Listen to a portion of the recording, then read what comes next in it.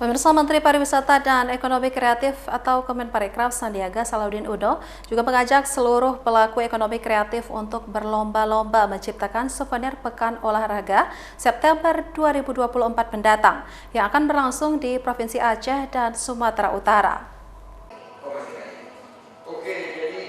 Pernyataan untuk memproduksi berbagai souvenir khas daerah Aceh untuk kebutuhan perhelatan Pekan Olahraga Nasional pada September 2024 mendatang.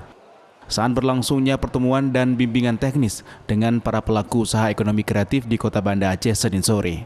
Pertemuan di Balai Kota ini, Sandiaga Uno juga meminta pelaku ekonomi kreatif di Kota Banda Aceh untuk selalu menerapkan nilai-nilai sustainable fashion dalam upaya menjaga keberlangsungan lingkungan, pasca ditetapkan fashion sebagai subsektor unggulan ekonomi kreatif di Aceh.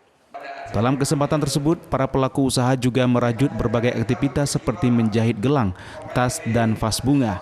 Dan semua kreativitas ini nantinya bisa diproduksi melalui berbagai platform digital yang ada. Ya, untuk persiapan PON ini seperti pengalaman sebelumnya, setiap perhelatan PON, souvenir habis terjual dan kadang-kadang para pelaku ekonomi kreatif ini menyesal belakangan.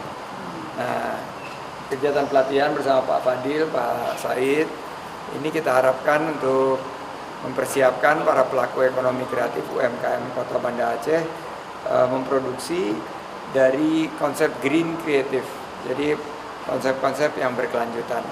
Tadi ada sustainable fashion maupun sustainable jewelry. Ini gelang-gelang seperti ini dengan tema PON pasti akan sangat diminati. Selain melakukan pertemuan bimbingan teknis, dalam kesempatan yang sama Sandiaga juga akan melakukan peninjauan festival jajanan di Kota Banda Aceh serta melaksanakan ibadah tarawih di Masjid Raya Baitur Rahman Banda Aceh. Dari Banda Aceh, Syukri Syarifuddin, iNews melaporkan.